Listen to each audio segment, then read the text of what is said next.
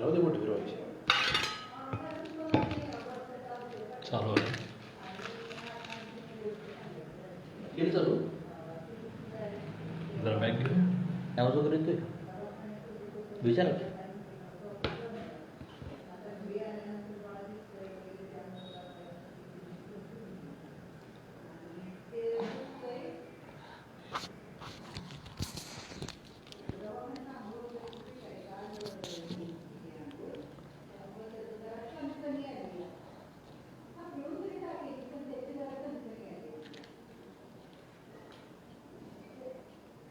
एक सुद्धा नाही, तुम्ही एकटंच.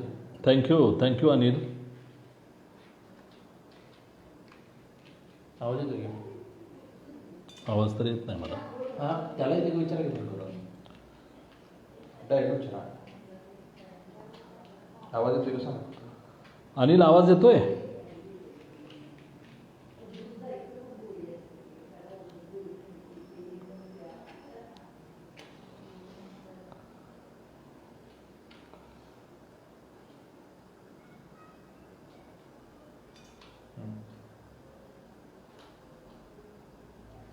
फॅन पण लावला हां येतोय म्हटलं.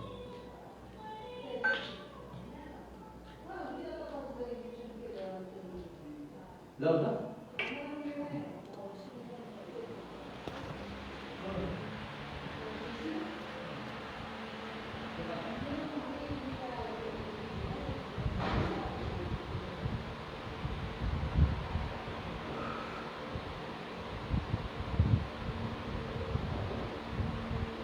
Thank you Karuna Minchekar madam. Thank you very much. आपला प्रोग्राम कसा आहे मला माहीत नाही आहे ॲक्च्युली.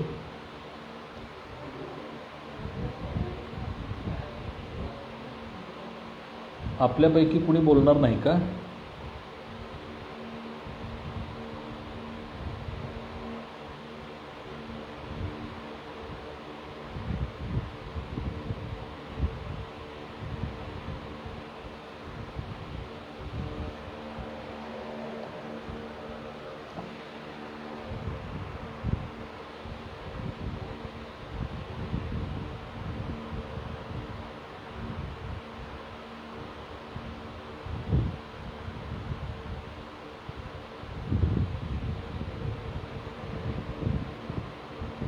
अच्छा ओके. चला काय हरकत नाही. सर्वांना माझ्याकडून पहिल्यांदा जय भारत, जय संविधान, जय भीम, जय फकीरा, जय लहुजी.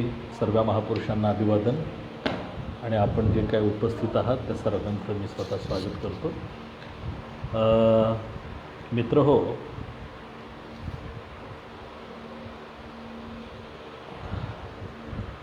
धम्म भवन चॅरिटेबल ट्रस्ट आणि निर्मिती प्रकाशन कोल्हापूर यांच्या संयुक्त विद्यमानं बुद्ध विचारांचा जागर करण्याच्या दृष्टीनं ऑनलाईन व्याख्यानमाला आयोजित करण्यात आलेली आहे. आणि या ऑनलाईन व्याख्यानमालेची सुरुवात आमचे मित्र लातूरचे सन्माननीय डॉक्टर सुरेश वाघमारे सरांनी केली. दिनांक 17 मेपासून ही व्याख्यानमाला सुरू होती आणि आज त्याचा समारोप होतो आहे. आणि समारोपासाठी धम्म भवन चॅरिटेबल ट्रस्ट आणि निर्मिती प्रकाशनाच्या वतीनं मला आज निमंत्रित केलेलं आहे. मी सर्वप्रथम त्यांचे मनापासून आभार मानतो. 17 मे ही तारीख अतिशय महत्त्वाची आहे माझ्यासाठी. ज्या दिवशीपासून आपण व्याख्यान सुरू केलं किंवा ही व्याख्यानमाला सुरू केली, 17 मे हा माझ्या लग्नाचा वाढदिवस असल्यामुळं या तारखेबद्दल मला थोडासा आपुलकी आहे, प्रेम आहे. तर 17 मे ते 31 मे अशा 15 व्याख्यानांचं आपण जे काही प्रदीर्घ नियोजन केलेलं आहे, या नियोजनाच्या माध्यमातून आजचा आपण या व्याख्यानमालेचा समारोप करत असलो तरी बुद्ध समजून घेण्याच्या प्रक्रियेचा काय आपण समारोप करणार नाही. ही प्रक्रिया चालूच राहणार आहे आणि ती चालूच राहील, त्याच्याबद्दल काही शंका असण्याचं कारण नाही. मित्रहो, या व्याख्यानमालेच्या नियोजनामध्ये सन्माननीय प्राध्यापिका करुणा मिंचेकर मॅडम, शोभा चाळके मॅडम, दयानंद ठाणेकर सर, सुरेश केसरकर, मंदार पाटील आणि या सगळ्यांच्या खरं तर पुढे किंवा अगदी सर्वांच्या पाठीशी उभा असणारा अनिल म्हामाणे या सगळ्यांच्या पुढाकारातून ही व्याख्यानमाला आयोजित होत आहे. अनिल म्हामाणे, शोभा चाळके आणि ही सगळी टीम सातत्यानं काहीतरी नवीन घडावं, नवीन व्हावं म्हणून धडपड करणारी मंडळी आहे. आणि अशाच एका कशा तरी निमित्तानं अनिल म्हामाणेचं आणि माझं फोनवरती बोलणं झालं आणि त्यांनी मला सांगितलं की सर, आपण आमच्या व्याख्यानमालेमध्ये सहभागी होऊ शकाल का? या व्याख्यानमालेचा समारोप आपण केला तर फार बरं होईल, अशा पद्धतीची अपेक्षा अनिल म्हामाणे यांनी माझ्याजवळ व्यक्त केली. आणि बुद्धाच्या अनुषंगानं जर व्याख्यानमाला होत असेल तर नाही म्हणण्याचा प्रश्न आला नाही, येत नाही, येणार नाही. मी होकार कळवला आणि आज मी आपल्या सगळ्यांच्या समोर आलेलो आहे. मला आपण निमंत्रित केल्याबद्दल आपल्या सगळ्या टीमचं मी पहिल्यांदा मनापासून आभार मानतो. मित्रहो, आज जगामध्ये हिंसाचार, बॉम्बस्फोट, दहशतवाद आणि अत्यंत भयंकर अशा स्वरूपातली महामारी आपण अनुभवत आहोत. भारतामध्ये सुद्धा काही वर्षामध्ये, अलीकडच्या काही वर्षामध्ये हिंसाचार, धर्मवाद, जातीवाद, मॉब लिंचिंग, महिलावरचे अत्याचार, दलितावरचे अत्याचार या सगळ्या गोष्टी म्हणजे अगदी कालपर्यंत आजपर्यंत चालूच आहेत. आणि ह्या सगळ्या महामारीच्या काळामध्ये संपूर्ण जगभर, संपूर्ण देशभर अशांतता आहे, अस्थैर्य आहे, लोक अस्वस्थ आहेत. आणि अशा ह्या अशांततेच्या काळामध्ये, अस्थैर्याच्या काळामध्ये, महामारीच्या काळामध्ये आपण बुद्धाच्या अनुषंगाने विचार करत आहोत. घराघरामध्ये, गल्लीगल्लीमध्ये, गावापासून ते अगदी देश पातळीवरती आजारपणाचं थैमान सगळीकडे दिसतं आहे. मृत्यूचं तांडव सगळीकडे दिसतं आहे. बघावं तिकडं चिता जळत आहेत. माणसांची धडक तर अक्षरशः नदीच्या पाण्यावरती तरंगतात. रस्त्याच्या कडेला माणसांची धडक पडलेली आहे. अगदी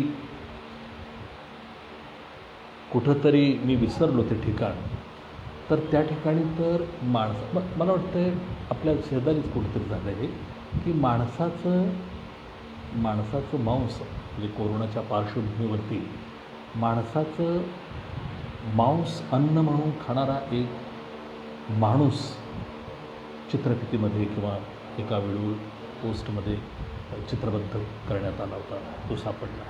म्हणजे अत्यंत धक्कादायक अशा पद्धतीचं जगणं आणि मरणं आपण सगळे बघत आहोत. लोक आणि देशातला, जगातला माणूस भयगंडानं पछाडलेला आहे. मानसिक ताण, तणाव आणि दडपण त्याच्यावरती प्रचंड आहे. आणि अशा ह्या अवस्थेमध्ये प्रत्येक माणसाला डॉक्टर हाच पर्याय दिसतो आहे. प्रत्येकजण डॉक्टरकडं धडपडतो आहे. जगण्या मरण्याच्या या युद्धामध्ये आशेचा किरण म्हणून डॉक्टर आपल्यासमोर येतो. पण डॉक्टरसुद्धा अस्वस्थ आहे हे सगळं बघून. आणि हे सगळं बघून डॉक्टर लोकही आत्महत्या करायला.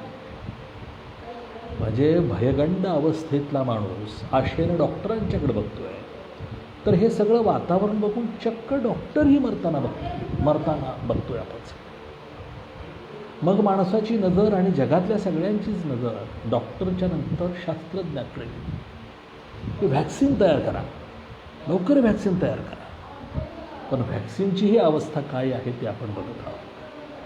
आणि जेव्हा डॉक्टर अस्वस्थ आहे, डॉक्टर जिथं पुरत नाही, शास्त्रज्ञ जिथं पुरत नाही, त्यावेळेला मग अर्थातच आपल्याला बुद्धाशिवाय दुसरं कोणाचं नाव समोर येतं. आणि म्हणून जेव्हा जेव्हा या पृथ्वीवरती मनुष्य भयगंडानं अस्वस्थ आहे, जगण्या मारण्याच्या शर्यतीत हरपून चाललेला आहे, अशा अवस्थेमध्ये डॉक्टर आणि शास्त्रज्ञाच्याही आधी आणि नंतर जर कुणाची आठवण जर का ह्या मानवसृष्टीला आणि मानवजातीला येत असेल तर ती अर्थातच बुद्धाची आहे. आणि म्हणून आजच्या अवस्थेमध्ये तर बुद्ध समजून घेणं याला दुसरा पर्याय नाही असं मला वाटतं आहे. आणि अत्यंत योग्य वेळेला या धम्म भवन चॅरिटेबल ट्रस्टनं बुद्धाला समजून घेण्याचा एक छोटासा प्रयत्न केलेला आहे आणि त्यामध्ये मला निमंत्रित केलं. ॲक्च्युली मी आपल्याला अत्यंत विनम्रपणे सांगेन की बुद्धाला समजून घेणं हा काही चेष्टेचा विषय नाही किंवा हा व्याख्यानाचा विषय नाही. बुद्धाला समजून घेणं हा खरं तर जगण्याचा विषय आहे. अगदी जगणं नवछावर करण्याचा विषय आहे. आणि म्हणून मला असं वाटतं की बुद्ध समजून घेणं आणि ते तासाभरात समजून घेणं अतिशय अशक्य कोटीतली गोष्ट आहे. ज्या महामानवाच्या प्रतिभेला विचाराला 2500 वर्षांचा इतिहास आहे त्यांना तासाभरात समजून घेणं म्हणजे मी बोलणं आणि तुम्ही ऐकणं हे फारच फारच अपुरं आहे. आणि आपण छोटासा हा प्रयत्न करणार आहोत परंतु हे सोपं नाही एवढं मात्र खरं आहे. मित्रहो, जो बुद्ध आपण समजून घेणार आहोत त्या बुद्धाचे नाव आहे सिद्धार्थ. त्यांच्या वडिलांचं नाव आहे शुद्धोधन आणि खरं तर त्यांच्या कुळाचं नाव आहे गौतम किंवा गौतम. गौतम हे संस्कृत शब्द आहे, गौतम हे पाली भाषेतलं त्याचं रूप आहे. दोन्हीपैकी कुठलाही शब्द वापरला तरी तो काही चुकणार नाही.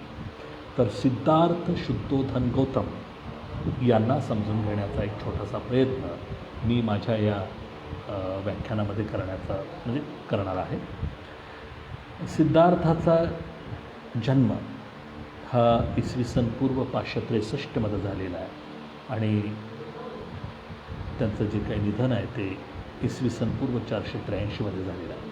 खरं तर 15 दिवसांच्या व्याख्यानमालेमध्ये या अनुषंगानं खूप चर्चा झालेली आहे. त्यामुळं रिपिटेशनचा मुद्दा प्रत्येकाच्या बाबतीत घडला असण्याची शक्यता आहे. माझ्याही बाबतीत तो घडला असला किंवा घडला तरीसुद्धा आपण तो समजून घ्याल अशी माझी अपेक्षा आहे, कारण विषय एकच आहे सगळा. बुद्धाचा जन्म लुंबिनीमध्ये झालेला आहे. मगधस जे काय महाजनपद आहे त्या महाजनपदामधल्या शाक्य कुळामध्ये शाक्य रिपब्लिक आहे. तर तिथं बुद्धाचा जन्म लुंबिनी या ठिकाणी झालेला आहे आणि त्यांचं निधन अर्थातच निर्वाण हा शब्द वापरला पाहिजे. त्यांचं कुशीनगर माला नावाचं रिपब्लिक आहे तिथं मगध महाजनपदामध्ये झालेलं आहे. हे जे काय माला किंवा कुशीनगर आहे ते उत्तर प्रदेशमधल्या गोरखपूरपासून जवळचं आहे. तर तिथं त्यांचं महानिर्वाण झालेलं आहे. बुद्धाच्या काळामध्ये एकूण 16 महाजनपदं होती. त्यामध्ये अंग आहे, असक आहे, अवंती आहे, चेदी आहे, गांधार आहे, कंभोज, काशी आहे, कोसल आहे, कुरु आहे. कुरु आपल्याला माहीत आहे महाभारतातलं. मगध आहे, माला आहे, मत्स्य आहे, पांचाल आहे, सूरसेना आहे, वज्जी आहे आणि वत्सा किंवा वत्सा हे एकाशी 16 महाजनपदं आहेत. त्यातलं जे 10व्या नंबरचं मी आता क्रमानं जे वाचलं त्यामध्ये 10व्या नंबरला जे मगध आहे त्या मगध महाजनपदामध्ये हे शाक्यकुल आहे आणि मालाही त्यामध्येच येत आहे. त्यामुळं हे गौतम बुद्धाच्या कुळाबद्दल थोडंसं आपण सांगितलं. गौतम बुद्धांचे वडील आहेत शुद्धोधन, आईचं नाव महामाया किंवा महामायादेवी असंही म्हणता येईल. शुद्धोधन यांनी महामायाच्या पोटी बुद्धाचा सिद्धार्थचा जन्म झाला. जन्म झाल्यानंतर 7व्या दिवशी महामायाचं निधन झालं. लुंबिनी वनामध्ये हे याचा बुद्धाचा जन्म झालेला आहे आणि त्याच लुंबिनी वनामध्ये महामायानं अखेरचा श्वास घेतलेला आहे, तिचाही निर्माण झालेला आहे. आणि त्यावेळेला महामायाच्या सोबत महामायाची बहीण होती. ती बहीण म्हणजेच प्रजापती. बुद्ध विचार परंपरेमध्ये ग्रंथामध्ये महाप्रजापती असाही तिचा उल्लेख होतो. आणि गौतम बुद्धाचा सांभाळ केला म्हणून गौतमी असंही तिला म्हटलं जातं. महाप्रजापती गौतमी ही महामायाची बहीण आहे आणि अर्थातच गौतम बुद्धांची ती सावत्र आई पण आहे. तर तिनं त्याचा सांभाळ केला आणि गौतम बुद्धाला मोठं केलेलं आहे. बुद्धांचं बुद्ध तरुण झाल्यानंतर सिद्धार्थ लग्न झालेलं आहे. यशोधरा ही कोळी वंशातली रूपवान अशा पद्धतीची राजकन्या, तिच्याबरोबर त्यांचा विवाह झालेला आहे. त्यांना पुत्रही झालेला आहे, राहुल त्याचं नाव. आपल्याला सगळ्यांना ह्या गोष्टी माहिती आहेत. भगवान गौतम बुद्ध किंवा तथागत सिद्धार्थ गौतम बुद्ध यांना बुद्ध नावानं ओळखलं जातं, कारण त्यांना ज्ञानप्राप्ती झाली, संबोधी झाले. ते संबोधी म्हणजे स्वतःवर विजय मिळवला त्यांनी. उत्कर्ष करू शकणारा महामुनी, महाज्ञानी म्हणजे संबोधी, असं संबोधी या शब्दाचा अर्थ सांगितला जातो. सम्मा संबुद्धस्स, संबुद्ध म्हणजे स्वतःबरोबरच जगाचा उद्धार करू शकणारा असा सर्वश्रेष्ठ बुद्ध, असं बुद्धाबद्दल म्हटलं जातं. तर बुद्धाला म्हणजे सिद्धार्थाला बुद्ध नावानं ओळखलं जातं, संबोधी नावानं ओळखलं जातं, सम्मा संबुद्ध म्हणून ओळखलं जातं. आणि नावाप्रमाणेच बुद्धानं आपल्या विचारानं सगळं जग व्यापून टाकलेलं आहे. या गोष्टीकडे आपण लक्ष दिलं पाहिजे. आज जगामध्ये ख्रिश्चन धर्माची लोकसंख्या 200 कोटीच्या आसपास आहे, ख्रिश्चन धर्माच्या अनुयायांची, आणि 180 कोटीच्या आसपास बौद्ध अनुयायांची लोकसंख्या आहे. यावरून बौद्ध धर्म जगभर किती मोठ्या प्रमाणावरती स्वीकारला गेलेला आहे, गौतम बुद्धाचा विचार जगभरामध्ये किती प्रचंड प्रमाणामध्ये स्वीकारला गेलेला आहे, त्याच्यासाठी मी ही आकडेवारी सांगितलेली आहे. आणि बुद्ध आजही किती महत्त्वाचं आहे त्याच्याबद्दलची छोटीशी गोष्ट फक्त मी सांगेन की काही वर्षापूर्वी 10,000 वर्षातील 100 महामानवांची एक यादी ऑक्सफर्ड युनिव्हर्सिटीने बनवण्याचा प्रयत्न केला. गेल्या 10,000 वर्षामध्ये जे महामानव आहेत त्यांची 100 महामानवांची यादी तयार करण्याचा प्रयत्न केला. आणि हा प्रयत्न भारतामध्ये केलेला नाही, ऑक्सफर्ड युनिव्हर्सिटीनं केलेला आहे. आणि त्या 100 महामानवांच्या यादीमध्ये 1 नंबरला सिद्धार्थ गौतम बुद्धाचं नाव आलेलं आहे. ते नाव लोकांच्या मतातून ठरलेलं आहे, हे या ठिकाणी समजून घेण्यासारखं आहे. तर मित्र हो, सिद्धार्थ गौतम बुद्ध जन्म लुंबिनी, बालपण कपिलवस्तू. कपिलवस्तू ही शाक्यांची राजधानी होती, तर तिथं बालपण गेलेलं आहे. त्यांची मातृभाषा पाली आहे.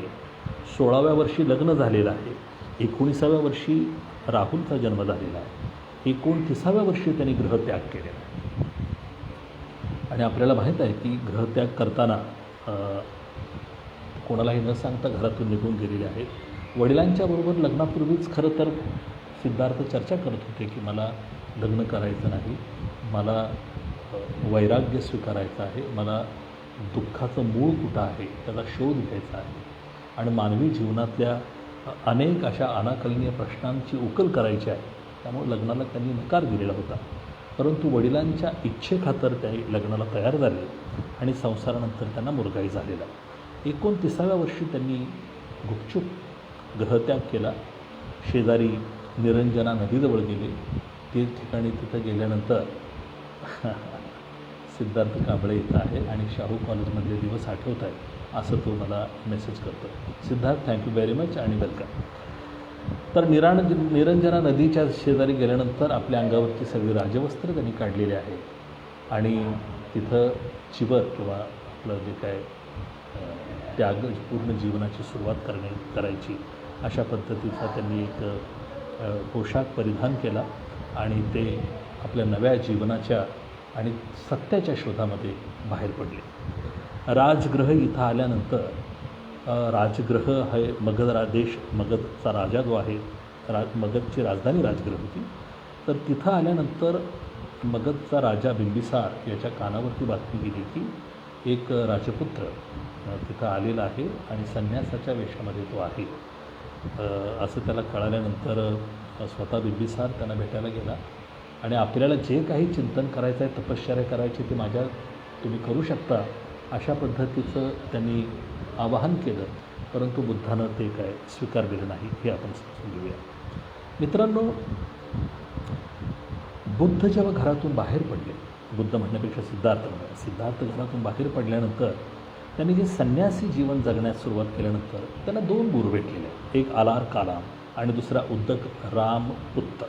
हे 2 त्यांना संन्यासी भेटले. हे दोघंही योग पुरुष होते, योग साधना करणारी मंडळी होती, साधू होते.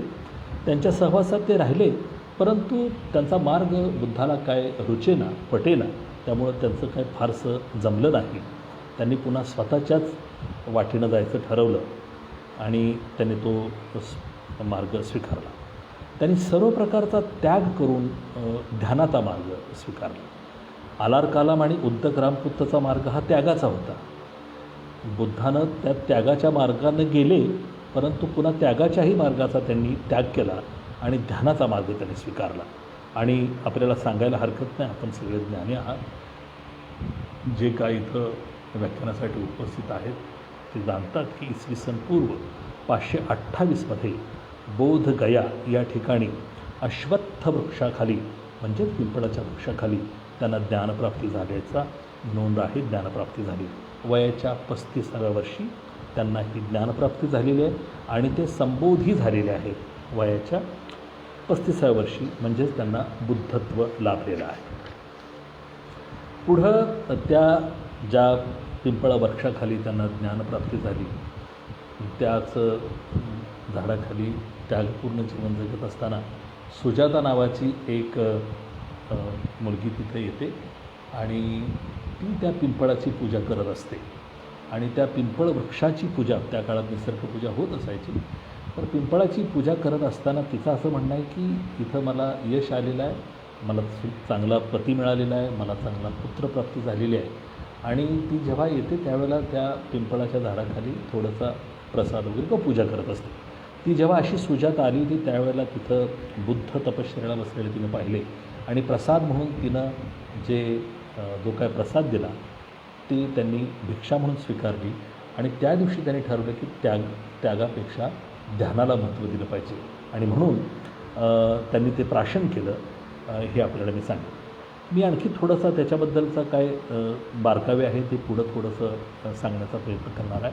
मित्रांनो, की त्यांनी सुरुवातीला सारनाथ इथं पहिलं प्रवचन दिलेलं आहे. हे सारनाथ आहे, तिथं मी गेलेलो आहे आणि सारनाथचा सगळा परिसर मी फिरलेलो आहे. फार मोठा परिसर आहे. तिथलं स्तूप मी पाहिलेलं आहे आणि त्याची चर्चा मी पुढं करेन. तर सारनाथ या ठिकाणी त्यांनी पहिलं आपलं धर्माविषयीचं प्रवचन दिलं, त्याला किंवा व्याख्यान दिलं. त्यालाच पाली भाषेमध्ये किंवा बौद्ध परंपरेमध्ये धम्मचक्र प्रवर्तन असं म्हटलं जातं.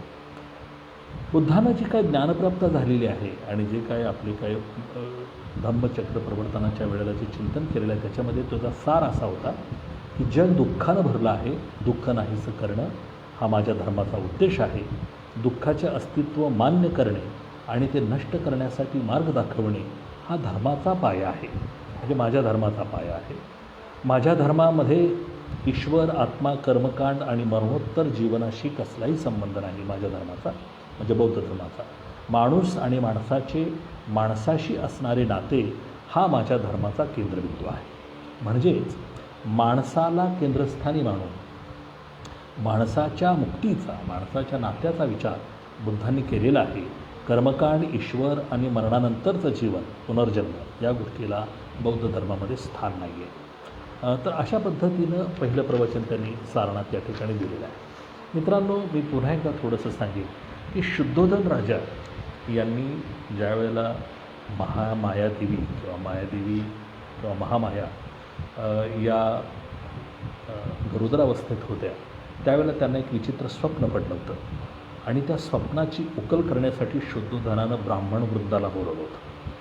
सगळे तज्ज्ञ आणि ऋषी मुनी ब्राह्मण सगळे आले आणि मायादेवीला किंवा महामायाला जे स्वप्न पडले ते आपल्याला सगळ्यांना माहीत असेल, 6 सोंडीच्या हत्तीचं स्वप्न.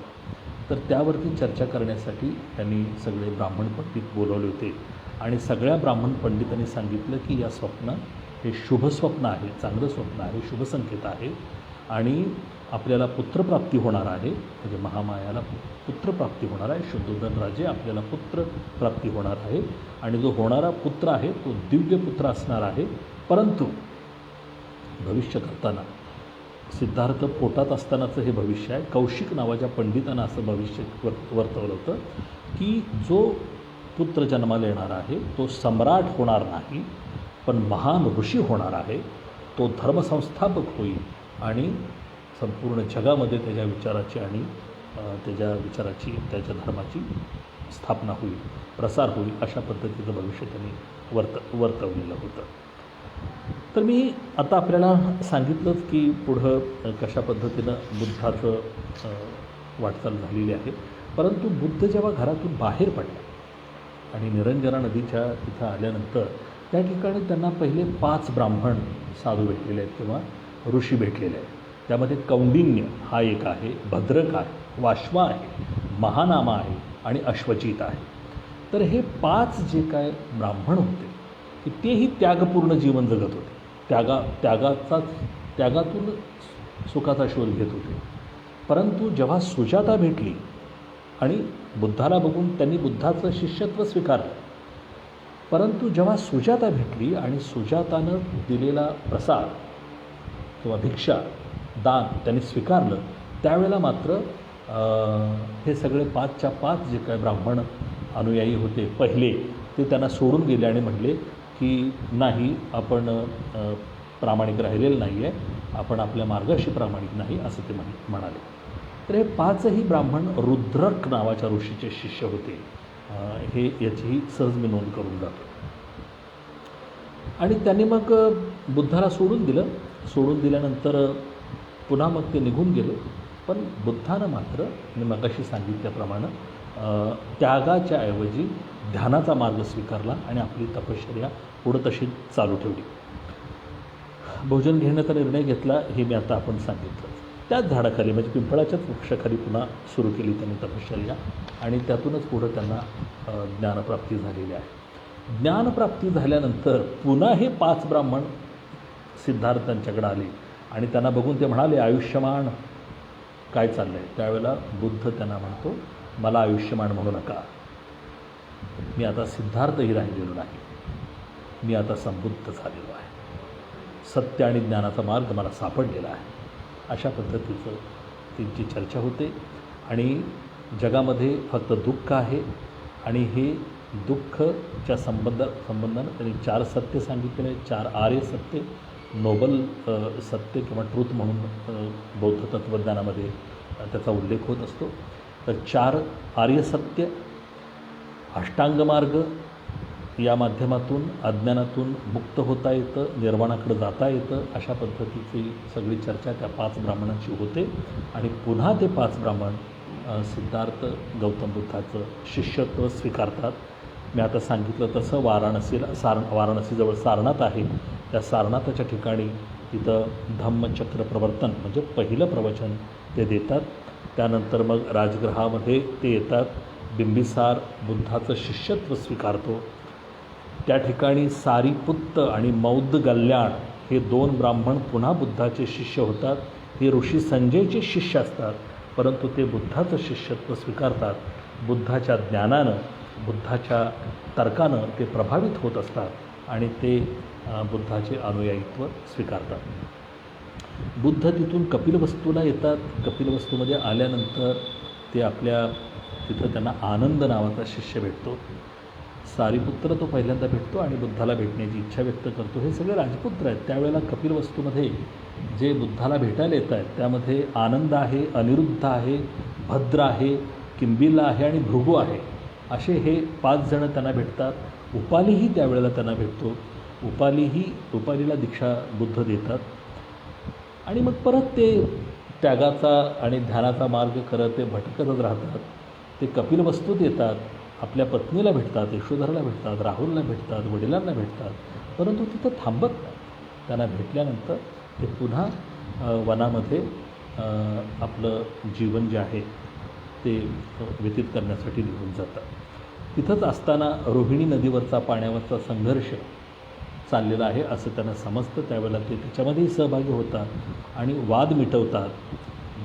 दोन नद्यांच्या किनाऱ्यावरती रोहिणी नदीच्या पाण्यावरनं जी हिंसा होत असते ती हिंसा हे थांबवतात. तिथले लोकसुद्धा बुद्धाच्या विचारानं प्रभावित होतात आणि हिंसेचा मार्ग ते सोडून देतात. आणि तेही लोक बुद्धाचं अनुयायित्व स्वीकारतात किंवा त्यांचे शिष्य बनतात. पुढं श्रावस्ती नगरला आल्यानंतर तिथला एक व्यापारी सुदत्त नावाचा, तोही बुद्धांना भेटतो, तो बुद्धाचा अनुयायी होतो. एवढंच नाही तर सुदत्त हा जैतवनामध्ये त्यांची भेट घेतो आणि जैतवन 30 एकराचं जैतवन आहे. तिथं तो बुद्धाला म्हणतो की तुम्ही तिथं या, तिथं थांबा.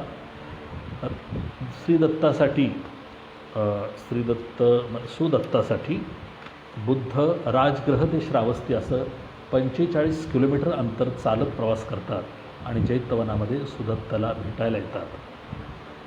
या ठिकाणीच म्हणजे श्रावस्तीमध्ये सुदत्त भेटतो. वैशाली नगरीमध्ये आम्रपाली भेटते, ही वेश्या आहे. वेश्येच्या घरी जाऊन बुद्ध तिची भिक्षेचा स्वीकार करतात आणि तिलाही अनुयायी करतात. आम्रपाली ही वेश्या जरी असली तरी बिंबिसार राजाच्या विश्वासातली होती, एवढंच मी आज सांगतो. पुढं देवदत्त जो आहे तो देवदत्तही भेटायला येतो. हा देवदत्त आपल्याला माहीत असेल की एका पक्ष्याची शिकार करणारा देवदत्त आणि नंतर तो पक्षी उडणाऱ्या पक्ष्याची शिकार करणारा आणि तो शिकार पक्षी जेव्हा खाली घायाळ होऊन पडतो त्यावेळेला बुद्ध त्याला वाचवतात. त्याच्या शरीरातला बाण सिद्धार्थ बाहेर काढतो. त्यावेळेला तिथं देवदत्त येतो आणि म्हणतो की हा पक्षी माझा आहे, कारण मी तिची शिकार केलेली आहे, मी त्याला मारलेला आहे, या शिकारीवर माझा हक्क आहे. बुद्ध सिद्धार्थ म्हणतात त्यावेळेला ते बुद्ध नव्हते पण सिद्धार्थ म्हणतात या पक्षाला मी जीवदान दिलेलं आहे, मी त्याला तारलेलं आहे, मी त्याला वाचवलेलं आहे, त्यामुळे याच्यावरती माझा अधिकार आहे. आणि मग ते भांडण पंचायतीपर्यंत राजगृहामध्ये पोचतं आणि त्या ठिकाणी निर्णय होतो की मारणाऱ्यापेक्षा तारणारा श्रेष्ठ आहे आणि त्याचाच त्याच्यावर अधिकार आहे. तर अशा तऱ्हेनं हा जो देवदत्त आहे, या देवदत्ताचा आणि सिद्धार्थाचं सदैव संघर्ष झालेला आणि बुद्धानं त्याग केल्यानंतर या देवदत्तानं सुद्धा अशाच पद्धतीचा विचार करून तोही बाहेर पडतो. बुद्ध तिथं आलेच म्हटल्यानंतर देवदत्त भेटायला येतात आणि देवदत्त म्हणतो की तुझा हा संघ माझ्याकडे दे, मी तो चालवतो. बुद्ध त्याला सांगतो की माझ्यासोबत खूप विचारी आणि त्यागी लोक आहेत, ध्यानमार्गातले तज्ज्ञ लोक आहेत, विद्वान लोक आहेत, समृद्ध झालेले लोक आहेत, त्यामुळं त्यांच्याकडं मी अजून दिलेलं नाही, त्यामुळे तुझ्याकडे देण्याचा प्रश्नच नाही, वगैरे वगैरे वगैरे. इथं एक छोटीशी गोष्ट सांगायला काहीच हरकत नाही की बुद्धाच्या विचारानं प्रभावित होऊन मगधचा राजा बिंबिसार हा बुद्धत्व स्वीकारतो, बुद्धाचा अनुयायी होतो. पण त्याचा बिंबिसाराचा मुलगा जो आहे अजातशत्रू, तो मात्र बुद्धाचा अनुयायी तो स्वीकारतो, तो ह्या देवदत्ताचा अनुयायी तो स्वीकारतो. आणि देवदत्ताच्या प्रभावानं विचारानं तो इतका एका टोकाला जातो की अक्षरशः अजातशत्रूची हत्या करतो. अजातशत्रू आपल्या वडिलांची हत्या करतो. जे बाप बुद्धाकडं आणि मुलगा देवदत्ताकडं अशा पद्धतीची परिस्थिती आपल्याला मगध राज्यामध्ये दिसते. पण शेवटी अजातशत्रूला अस्वस्थ वाटू लागतं, जे झालं ते बरोबर वाटत नाही. तो पुन्हा बुद्धाला भेटतो आणि बुद्धाचं शिष्यत्व स्वीकारतो. आणि हाच अजातशत्रू ज्यानं बुद्धाची जी पहिली परिषद आहे धम्मपरिषद, पहिली धम्मपरिषद ह्याच अजातशत्रूनं घेतलेली आहे, हे आपण लक्षात घ्यायला पाहिजे. तर अजातशत्रूची म्हणजे बुद्धाला तोही शरण जातो. प्रजापती आणि यशोधराही राहुलसुद्धा बुद्धाला शरण येतात. परंतु स्त्रियांसाठी संघामध्ये स्वतंत्र प्रशासन आणि व्यवस्था बुद्ध करत असतात. पुढं पूर्ण कश्यप महाकश्यप ज्याला म्हणतात तेही बुद्धाचे अनुयायी झालेले आहेत. अंगुलीमाला हा एक दरोडेखोर, तोही बुद्धाचा शिष्य झालेला आहे, हिंसेचा त्याग करतोय तो. आपल्या सगळ्या ह्या गोष्टी माहीत आहेत. तर बुद्धाच्या एकूणच विचारामध्ये दया, करुणा आणि क्षमा याला अतिशय महत्त्व आहे, हे आपण समजून घ्यायला पाहिजे. मित्रांनो, बुद्धानं जे काही तत्त्वज्ञान सांगितलेलं आहे त्याच्यामध्ये निर्वाण हा शब्द जो आहे तो नंतरही सांगता येईल आपल्याला, परंतु विझलेला दिवा असा शब्दशः अर्थ जरी असला तरी पाली भाषेमध्ये त्याला निर्वाण म्हणतात. जो दुःखापासून, तृष्णेपासून, भ्रमापासून मुक्त झालेला आहे ती अवस्था म्हणजे निर्वाण पद आहे. केवळ त्याचा मृत्यूशी संबंधित नाही, तर या सगळ्या गोष्टीपासून मुक्त होणं म्हणजे निर्वाण असा त्याचा अर्थ आहे. बुद्धाच्या एकूणच तत्त्वज्ञानामध्ये जे आधार तत्त्व म्हणून जे मानलं जातं ते त्रिरत्न तत्त्व आहे. बुद्ध, धम्म आणि संघ ही ती त्रिरत्न आहेत. बुद्ध म्हणजे ज्ञानी मनुष्य, धम्म म्हणजे बौद्ध धम्माचे विचार, नैतिकता स्वीकारणं, आणि संघ म्हणजे भिक्खू किंवा उपासक यांचं संघटन. तर या 3 गोष्टींना बौद्ध धर्मामध्ये आणि बुद्ध विचारामध्ये अतिशय महत्त्वाचं स्थान आहे. बुद्धानं जी 4 आर्य सत्य सांगितलेले आहे त्यामधलं एक आहे दुःख, ते म्हणजे जगात दुःख आहे. दुसरं दुःखाला कारण आहे, तृष्णा हे दुःखाचं कारण आहे, आणि दुःखाचं निवारण करता येतं, तिसरा मुद्दा. आणि चौथा म्हणजे अष्टांग मार्ग, हे त्या दुःखावरती उपाय आहे. अशा तऱ्हेनं ही 4 आर्य सत्य बुद्धांनी सांगितलेले आहेत. त्यांनी पंचशिलाचं पालन, पंचशिलालाही फार महत्त्व आहे बौद्ध तत्त्वज्ञानामध्ये. त्यामध्ये मूळ आचारसंहिता जी आहे बौद्ध धर्मामधली ती थेरवादातून आलेली आहे. आणि ही जी 5 जी पंचशिला आहे त्यामध्ये पाणातिपाता वेरमणी सिक्खापदम समादयामी, म्हणजे हिंसा न करणे, अदिन्नदाना वेरमणी सिक्खापदम समादयामी, चोरी न करणे, कामेसु मिच्छाचारा वेरमणी सिक्खापदम समादयामी, म्हणजे व्यभिचार न करणे. चौथं आहे पंचशिलामधलं चौथं जे आहे ते मुसावादा वेरमणी सिक्खापदम समादयामी, म्हणजे खोटं न बोलणे. आणि 5वं आहे ते म्हणजे सुरामेरय मज्ज पमाद ठाणा वेरमणी सिक्खापदम समादयामी, म्हणजे नशा, कुठल्याही प्रकारची नशा न करणं, हिंसा न करणं, चोरी न करणं, व्यभिचार न करणं, खोटे न बोलणं आणि नशा न करणं, ही पंचशील आहे. आणि या पंचशिलाचा अवलंब केला पाहिजे असं बुद्धाचा आग्रह आहे. बुद्ध तत्त्वज्ञान तशा पद्धतीचं आपल्याला आग्रह धरत असतं. बौद्ध तत्त्वज्ञानामध्ये ज्ञान मिळवणं, तृष्णेचा त्याग करणं आणि निर्वाण पदाला जाणं या गोष्टीला महत्त्व आहे. बुद्धानं सांगितलेल्या नैतिक मार्गानं जाणं हे त्यातलं सगळ्यात मुख्य सूत्र आहे. सर्वांसाठी ज्ञानाचे दरवाजे खुले करणे म्हणजे धम्म आहे, म्हणजे बौद्ध धर्म आहे. अज्ञानी माणसांना ज्ञानी करणारा खरा ज्ञानी असतो. म्हणजे ज्ञानप्राप्ती झाली म्हणजे माझं कर्तव्य संपलं असं नाही, तर ज्याला ज्ञानप्राप्ती झालेली आहे त्यानं पुन्हा अज्ञानी लोकांना ज्ञान मिळवून देणं, ज्ञान देणं हे खरं ज्ञानी माणसाचं काम आहे असं म्हटलेलं आहे. सुत्त पिटकामध्ये बुद्ध कोण याबद्दलची चर्चा केलेली आहे. आणि त्यामध्ये पाली भाषेमध्ये असं म्हटलेलं आहे, भग्ग रागो भग्ग दोषो भग्ग मोहो भग्गा सच पाप का धम्मा इत्तपि सो भगवान अरहं सम्मा बुद्धो. बुद्ध कोण, तर ज्यांनी सर्व प्रकारचे राग, द्वेष, मोह यांचा नाश केलेला आहे, तसेच ज्याने सर्व प्रकारच्या पाप धर्माचा नाश केला आहे, त्यास अरहंत सम्यक संबुद्ध भगवान बुद्ध असं म्हटलं जातं. म्हणजे मी एवढ्यासाठी सांगतो आहे की राग, द्वेष आणि मोह आणि सर्व प्रकारचे पाप आचरण यापासून मुक्त होणारा बुद्ध होत असतो. बुद्धानं जे अष्टांग मार्ग सांगितलेले आहेत तेही फार महत्त्वाचे आहेत. सम्यक दृष्टी, सम्यक संकल्प, सम्यक वचन, सम्यक कर्म, सम्यक जीविका, सम्यक प्रयास, सम्यक स्मृती आणि सम्यक समाधी. सम्यक दृष्टी म्हणजे 4 आर्य सत्यावर विश्वास ठेवणं. सम्यक संकल्प म्हणजे मानसिक नैतिक विकासाचं ध्येय बाळगणं. सम्यक वचन म्हणजे खोटे, त्रासदायक, कोणाला त्रास होईल असं न बोलणे.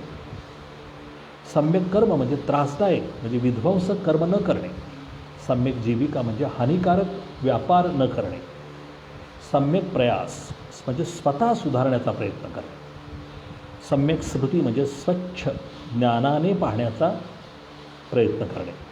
आणि सम्यक समाधी म्हणजे निर्वाण प्राप्ती करणे किंवा स्वतःला हरवून जाणे, म्हणजेच निर्वाण पदापर्यंत जाणं.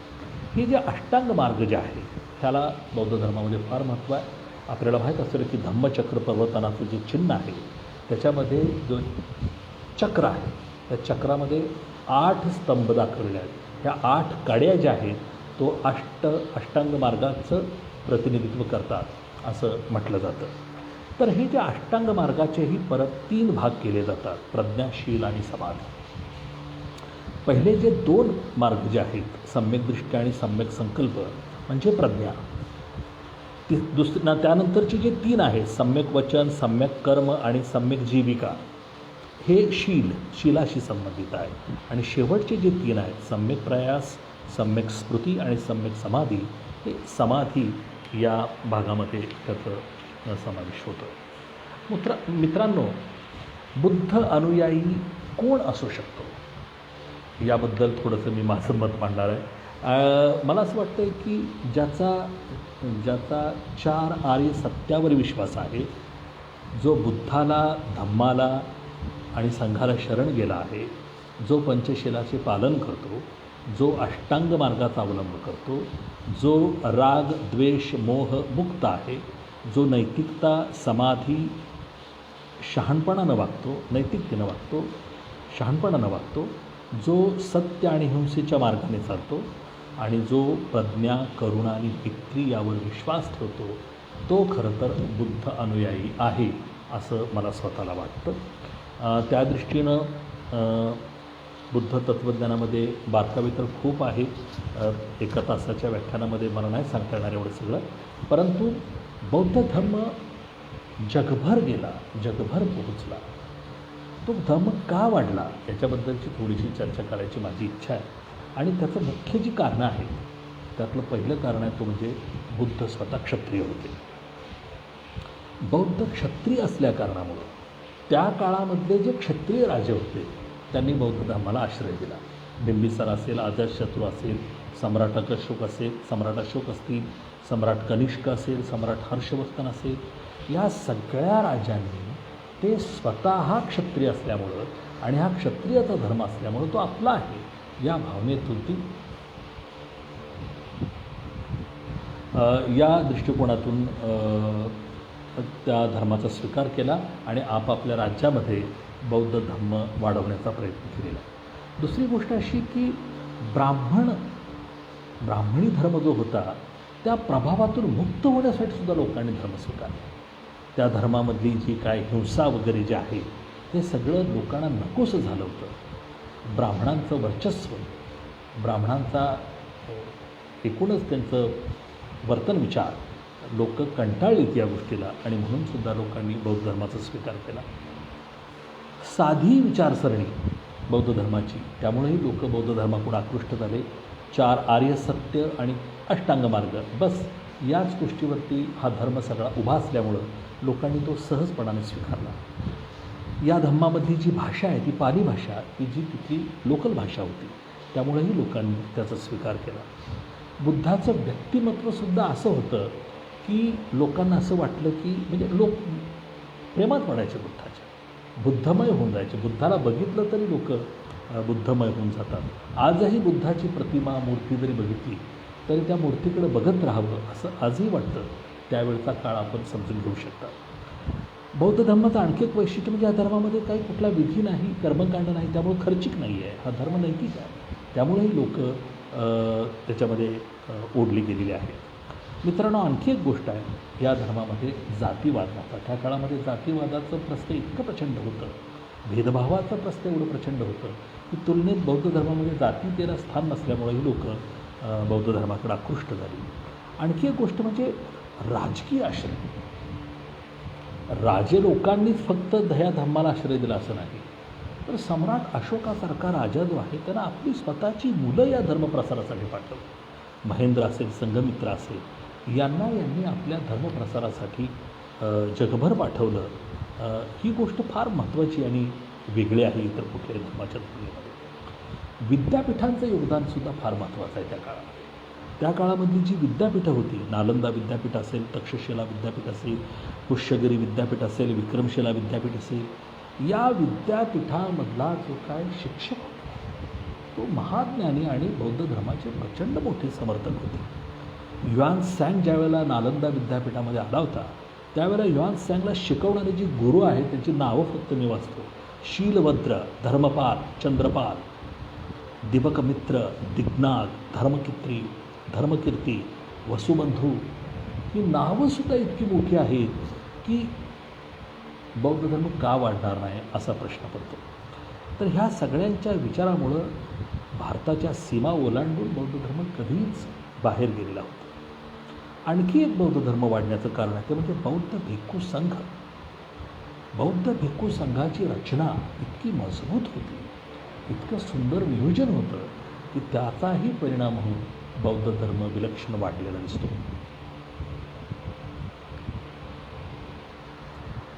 सारीपुत्त, आनंद, उपाली, सुदत्त यासारखी जबरदस्त बुद्धानुयायी या भिक्खू संघामध्ये काम करत होती आणि त्याचा परिणाम म्हणजे बौद्ध धर्म प्रचंड मोठ्या प्रमाणावर जगभर गेला आणि पोहोचला. बौद्ध परिषदांचं योगदानसुद्धा फार मोठं आहे. त्या काळामध्ये कुठल्या धर्माच्या परिषदा होणं ही गोष्ट म्हणजे अगदी दुर्मिळ अशी होती आणि म्हणून बौद्ध परिषदेला फार महत्त्व आहे. पहिली परिषद इसवी सन पूर्व 487 अजातशत्रूने घेतली. मगधची राजधानी असलेल्या राजगृह या ठिकाणी झाली आणि महाकश्यप त्या परिषदेचे अध्यक्ष होते.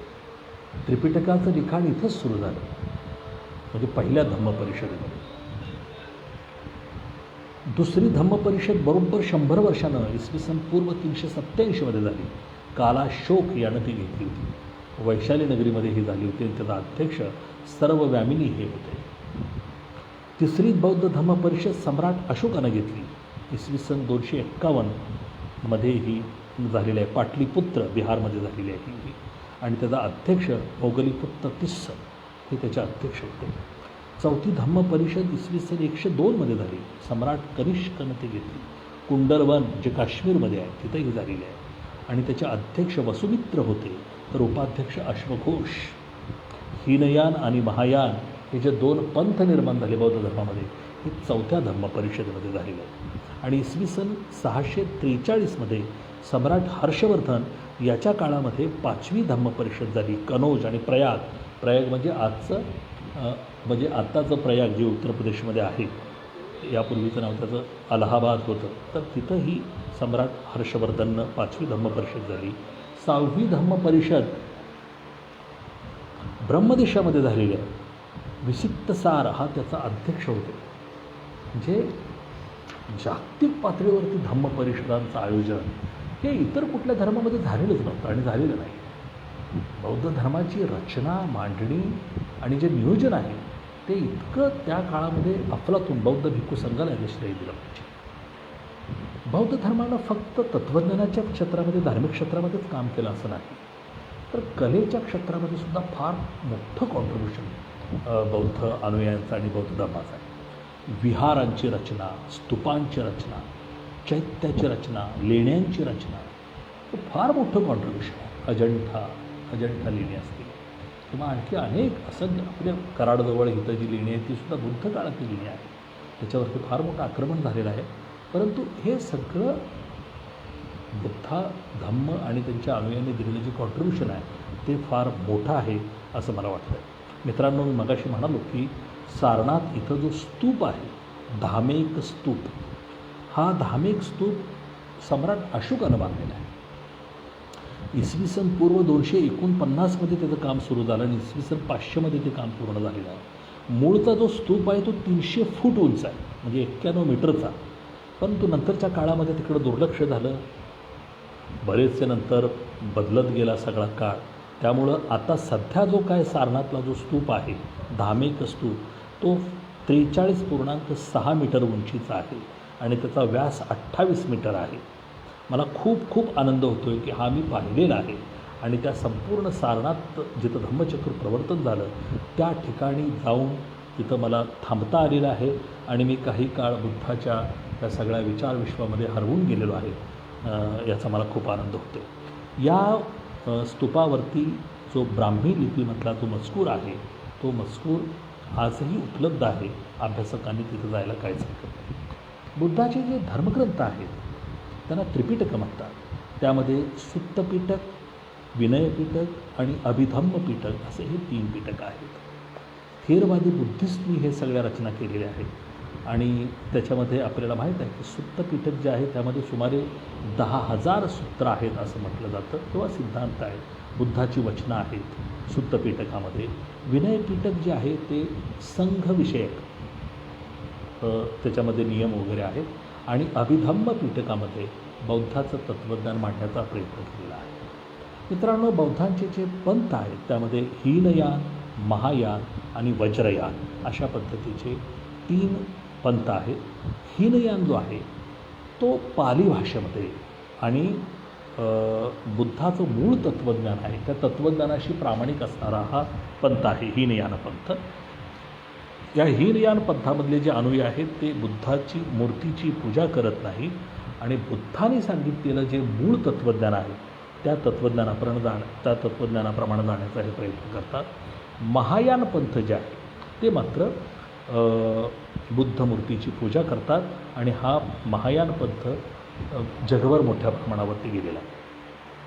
हीनयान पंथामधली जी काही भाषा आहे ती पाली भाषेला प्रमाण मानतात, कारण मूळ बुद्धाची ती भाषा आहे. महायान पंथ मात्र संस्कृत भाषेतून त्यांची बरीचशी रचना आणि ग्रंथ असलेले दिसून येतात. वज्रयान हा तांत्रिक आहे, म्हणजे हा तांत्रिकता जी आहे ही तांत्रिकता वज्रयान नावाच्या पंथाच्या माध्यमातून चाललेली असते.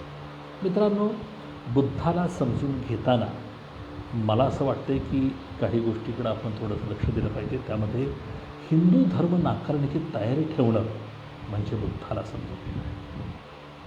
हिंदू धर्म म्हणा किंवा वैदिक धर्म म्हणा किंवा ब्राह्मण धर्म म्हणा, ज्या धर्मामध्ये सर्व प्रकारची जातीयता आहे, ज्या धर्मामध्ये विज्ञानाला स्थान नाही, माणसांचं शोषण आहे, माणसांचं भेद आहे, वेगवेगळ्या कारणावरून भेद आहे, अशा पद्धतीनं भेदभावाला प्रमाण मानणारा, कर्मकांडाला प्रमाण मानणारा, जे नाही ते आहे असं सांगणारा, खोट्याची बाजू घेणारा, असत्याच्या मार्गानं जाणारा जो धर्म आहे तो नाकारण्याची तयारी ठेवणं म्हणजे बुद्धाला समजून घेणं आहे. यज्ञातली हिंसा, बळी प्रथा, परंपरा नाकारणं म्हणजे बुद्धाला समजून घेणं आहे. स्वर्ग नरक या संकल्पना नकार देणं, या संकल्पनांना नकार देणं म्हणजे बुद्धाला समजून घेणं आहे. ईश्वर, आत्मा, पुनर्जन्म, कर्मकांड नाकारणं म्हणजे बुद्धाला समजून घेणं आहे. अवतार कल्पना, मूर्तीपूजा नाकारणं म्हणजे बुद्धाला समजून घेणं आहे. आता बुद्धाचीच पूजा इतक्या मोठ्या प्रमाणावर होते की मी हे कसं म्हणू, परंतु बुद्धाला समजून घ्यायचं असेल तर अवतार कल्पना आणि मूर्तीपूजा नाकारलीच पाहिजे. वेद, स्मृती, श्रुती आणि त्यातलं तत्त्वज्ञान नाकारणं म्हणजे बुद्धाला समजून घेणं आहे. बुद्धाचा वंश, बुद्धाची जात, बुद्धाचं कुळ यामध्ये मला रस नाही आहे. बुद्धाच्या तत्त्वज्ञानात मला रस असल्यामुळे मी त्या अनुषंगानं थोडीफार चर्चा करायचं ठरवलं. मित्रांनो, सर्व प्रकारच्या तृष्णेपासून, अहंकारापासून मुक्त होणं म्हणजे बुद्धाला समजून घेणं आहे, म्हणजे बुद्धाकडं जाणं आहे. आणि त्या दृष्टीनं बुद्धाच्या अनुयायांची जबाबदारी फार मोठी आहे. बुद्धाला देव करायचं की बुद्धाला मानव म्हणूनच बुद्धाकडं पाहायचं का देव म्हणून पाहायचं, या गोष्टी अनुयायांच्यावरती सोपवतो आहे मी. मला वाटतं आहे की अनुयायांची जबाबदारी फार मोठी आहे. बुद्धाचं तत्त्वज्ञान जर का आपल्याला तत्त्वज्ञानाकडे जायचं असेल तर बुद्धाला देवत्वापासून आपल्याला तोडावं लागेल. मित्रांनो, आपल्याला सगळ्यांना माहीत आहे की मी दलित महासंघाच्या माध्यमातून गेली 30 वर्षे काम करतो आहे आणि हिंदू धर्मातल्या देवदेवतांच्यावर मी फार मोठ्या टीका केलेल्या आहे, प्रचंड टीका केलेली आहे. आणि माझ्या ज्या देवावरती मी जी टीका करत होतो त्याला जमाना झाला आता. माझ्या त्या टीकांची नक्कल आजही काही लोक करत असतात, तर ते मुद्दे आजही लोक भाषणामध्ये घेत असतात. परंतु माझी जी देवावरची टीका मी करत होतो त्यामध्ये 2 लोकांना मी सोडत नव्हतो. एक गणपती आणि दुसरा 3 तोंडाचा दत्त. तर हे 3 तोंडाचे जे दत्त आहेत त्याच्यावर मी खरपूस टीका केली आहे. परंतु काळाच्या ओघामध्ये मला काही सोशॉलॉजीच्या कॉन्फरन्सच्या निमित्तानं जगभर जाण्याचा काही योग आला होता. मी जपानला गेलो आहे, मी हाँगकाँगला गेलो आहे, मी मकावला गेलो आहे, मी थायलंडला गेलो आहे. आणि मी थायलंड, हाँगकाँग आणि मकाव इथं गेल्यानंतर मी तिथे बुद्धविहार बघितलेले आहेत, बुद्धाची मंदिरं मी पाहिलेली आहेत. पण तिथं जो मी बुद्ध पाहिला तो बघून मी धक्काच बसलेला आहे मला. कारण इथं 3 तोंडाचा दत्त त्याच्यावरती मी टीका करत होतो आणि हिंदू धर्मातल्या खोळेपणावरती मी बोलत होतो, हिंदू धर्मातल्या मूर्खपणावरती मी बोलत होतो, ब्राह्मणी तत्त्वज्ञानातल्या मूर्खपणावरती मी बोलत होतो.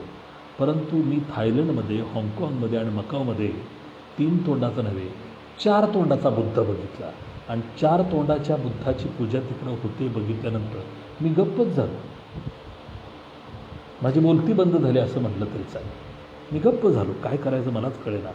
मी आज त्याचा विचार केला आहे. माझं खरं तर प्रवास वर्णन येतं आहे आता उगवत्या सूर्याच्या देशात, तर त्याच्यामध्ये हा 4 तोंडाच्या बुद्धाविषयी मी त्याच्यामध्ये लिहिलेला आहे. पण साधारणपणे बुद्ध यांना जर मानव रूपात आपण जर स्वीकारलं तर ते बुद्धाला सुद्धा न्याय दिल्यासारखं होईल असं मला वाटतं. आणि म्हणून माझं असं म्हणणं आहे आपल्या सगळ्यांना की बुद्ध जात, धर्म, प्रदेश, देश याच्या पलीकडे गेलेलं एक अद्वितीय अशा पद्धतीचा व्यक्तिमत्व, अद्वितीय अशा पद्धतीचा तो एक ज्ञानवंत आहे. आणि म्हणून बुद्धाला महामानव मानणं हेच योग्य राहील असं मला वाटतं. बुद्धाला देवत्व प्रदान करणं म्हणजे बुद्धाचं बुद्धत्व नाकारणं असं होईल असं मला वाटतं. तर बुद्धत्व जे आहे ते बुद्धत्व आहे ते सांगणं आणि ते स्वीकारणं आपल्या सगळ्यांची जबाबदारी आहे. बुद्धाच्या विचारानं जाणं म्हणजे नीती, सत्य, न्याय आणि अहिंसा, प्रेम याकडं जाणं, या विचारांचा स्वीकार करणं असा त्याचा अर्थ आहे. मित्रांनो, बुद्ध आणि त्यांचा विचार 2500 वर्ष टिकलेला आहे आणि इथून पुढंही तो 2500 वर्षच काय 25,000 वर्षसुद्धा टिकेल. मी तर असं म्हणेन की पृथ्वीवरती जोपर्यंत मानव आहे तोपर्यंत बुद्ध राहणार आहे आणि बुद्धाचा विचार राहणार आहे. जेथे ज्ञानी आहे तेथे बुद्ध आहे, जिथं ज्ञान आहे तिथं बुद्ध आहे आणि जिथं अज्ञान आहे तिथं बुद्ध गेला पाहिजे. धम्माचा स्वीकार केला, बौद्ध धर्माचा स्वीकार केला म्हणजे आपण बुद्ध झालो असं नाही. बुद्धाचे आपण अनुयायी झालो, आपण उपासक झालो. बुद्ध होणं ही फार पुढची गोष्ट आहे. त्यासाठी मी मगाशीपासून जी चर्चा केली त्या चर्चेच्या पद्धतीनं किंवा बुद्धाला जाणणं सगळ्यात महत्त्वाचं. बुद्धाला मानणं वेगळी गोष्ट आहे, बुद्धाला जाणणं वेगळी गोष्ट आहे. मला वाटतं बुद्धाला मानण्यापेक्षा बुद्धाला जाणणं या दृष्टीनं आपण वाटचाल केली पाहिजे. बुद्धाला जाणणारे अनुयायी बुद्ध विचार पुढे नेणार आहेत आणि बुद्धाला मानणारे अनुयायी बुद्ध मूर्तीजवळ थांबणारे आहेत. म्हणजे बुद्ध मूर्तीजवळ थांबणारा हा बुद्धाला मानणारा असतो आणि बुद्धाचा विचार पुढं नेणारा जो आहे तो बुद्धाला जाणणारा अनुयायी आहे असं मी म्हणेन. माझ्या 20 वर्षापूर्वी मी एक हंस हा कोणाचा नावाचं गाणं ऐकलेलं होतं. हंस हा कोणाचा. पुन्हा एकदा देवदत्त आणि सिद्धार्थची ती गोष्ट मगाशी मी सांगितली की देवदत्त म्हणून हंसाला मारतो बाणानं आणि सिद्धार्थ हंसाला वाचवतो.